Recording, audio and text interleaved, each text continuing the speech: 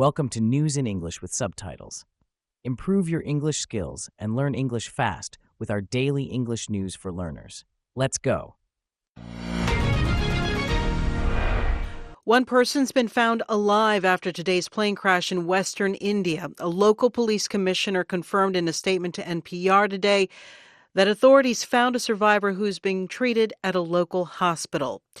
The London-bound flight was carrying more than 200 people. NPR's Dia Hadid has the latest. Footage shared by the outlet Press Trust of India showed the plane sinking over a residential quarter of the western Indian city of Ahmedabad, and then the sound of a blast and a ball of fire. The Press Trust then shared images of medics rushing casualties on stretchers. The chairman of the group that operates Air India said in a statement that its flight, which was bound for London's Gatwick Airport, was involved in a tragic incident. The Associated Press reports that it's the first crash of this kind of aircraft, a Boeing 787 Dreamliner. Reuters said the aircraft gave a mayday call, signalling an emergency before it crashed. The last accident involving Air India was in 2020, when more than 20 people were killed. Dia Hadid, NPR News, Mumbai. President Trump signing 3 congressional resolutions targeting California's effort to accelerate the adoption of electric vehicles. I was going to sign a executive order and give it a shot.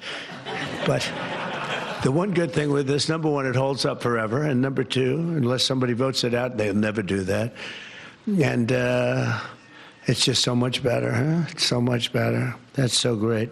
Very proud of you. At the White House today, Trump also told reporters he will not fire Fed Chair Jerome Powell. He has often criticized Powell for not lowering interest rates, stoking concerns about the president's attempt to influence the central bank's response to U.S. economic conditions, including those linked to President Trump's tariffs. Telecommunications in Gaza down for a third day. No internet, no phone service. The blackout has a direct impact on emergency medical and humanitarian response to people across the war-torn Palestinian territory.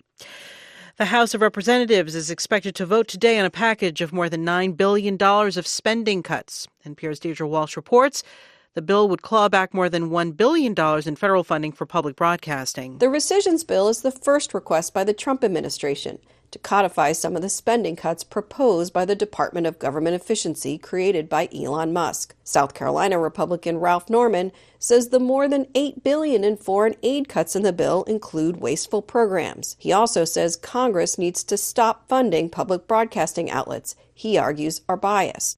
Because taxpayers should not be forced to subsidize a left-wing media operation like NPR and PBS. Democrats say the cuts will especially hurt rural areas without access to news and emergency alert services. That's NPR's Deirdre Walsh. This is NPR News. The judge presiding over Harvey Weinstein's retrial in New York has declared a mistrial on a remaining rape charge against him. The jury foreperson says he will not continue to deliberate. The former movie executive was convicted yesterday of one sexual assault charge and acquitted of another. The Supreme Court issued a series of decisions today. In one, the justices unanimously ruled the parents of a student who brought a disability discrimination claim against a Minnesota school district are not required to show school officials acted in bad faith. Climate change is driving more flood risk in communities across the U.S. Some experts say the safest thing is not to live in flood zones at all, but moving people away is not always practical. From member station WHYY, Sophia Schmidt reports elevating homes helps protect them from floods while letting people stay in places they love. In 2012, Superstorm Sandy destroyed some homes on the tiny island in coastal New Jersey, where Amanda DeVecca-Rainier lives. But the storm didn't flood her house at all. It happened to be lifted up on pilings for maintenance work. Later, DeVecca-Rainier elevated her home permanently. My whole neighborhood got trashed. I mean, it was like an act of God that this house didn't, and I wasn't going to take that for granted, right? Raising her home cost over $140,000. She did it with the help of a grant and a loan from family, which she's still paying down. For NPR News, I'm Sophia Schmidt in Stafford Township, New Jersey.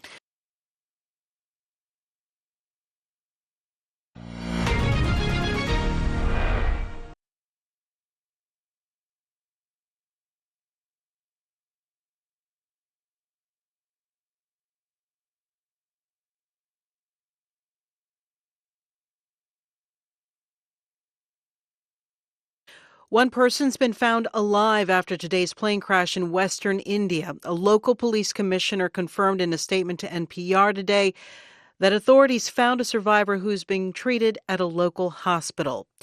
The London-bound flight was carrying more than 200 people. NPR's Dia Hadid has the latest. Footage shared by the outlet Press Trust of India showed the plane sinking over a residential quarter of the western Indian city of Ahmedabad, and then the sound of a blast and a ball of fire. The Press Trust then shared images of medics rushing casualties on stretchers.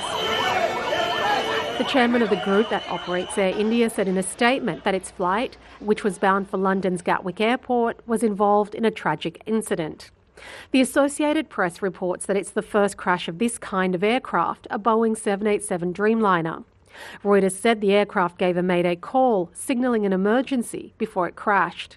The last accident involving Air India was in 2020, when more than 20 people were killed.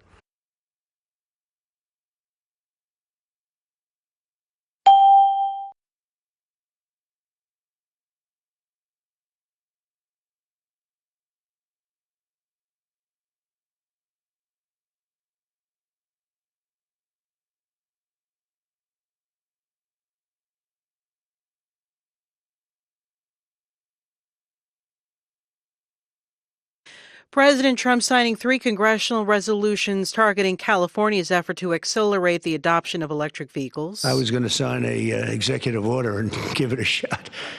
But the one good thing with this, number one, it holds up forever. And number two, unless somebody votes it out, they'll never do that.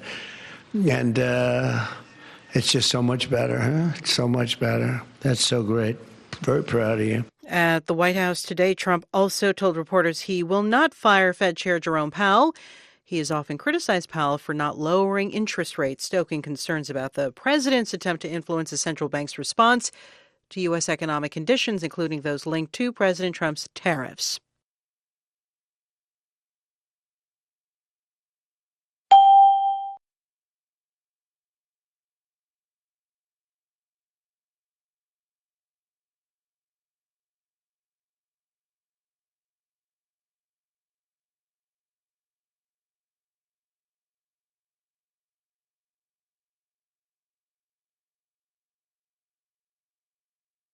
The House of Representatives is expected to vote today on a package of more than $9 billion of spending cuts. NPR's Deirdre Walsh reports the bill would claw back more than $1 billion in federal funding for public broadcasting. The rescissions bill is the first request by the Trump administration to codify some of the spending cuts proposed by the Department of Government Efficiency created by Elon Musk. South Carolina Republican Ralph Norman says the more than $8 billion in foreign aid cuts in the bill include wasteful programs. He also says Congress needs to stop funding public broadcasting outlets he argues are biased.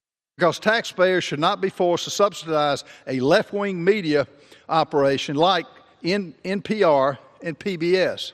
Democrats say the cuts will especially hurt rural areas without access to news and emergency alert services.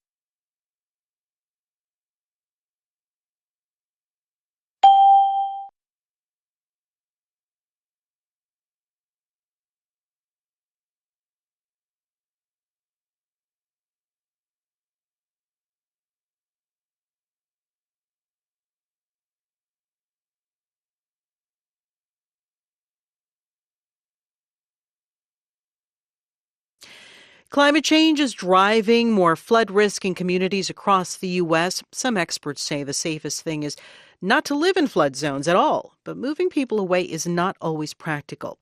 From member station WHYY, Sophia Schmidt reports elevating homes helps protect them from floods while letting people stay in places they love. In 2012, Superstorm Sandy destroyed some homes on the tiny island in coastal New Jersey where Amanda DeVecca-Rainier lives.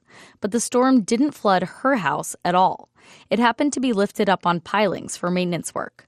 Later, DeVecca-Rainier elevated her home permanently. My whole neighborhood got trashed. I mean, it was like an act of God that this house didn't, and I wasn't going to take that for granted, right? Raising her home cost over $140,000. She did it with the help of a grant and a loan from family, which she's still paying down.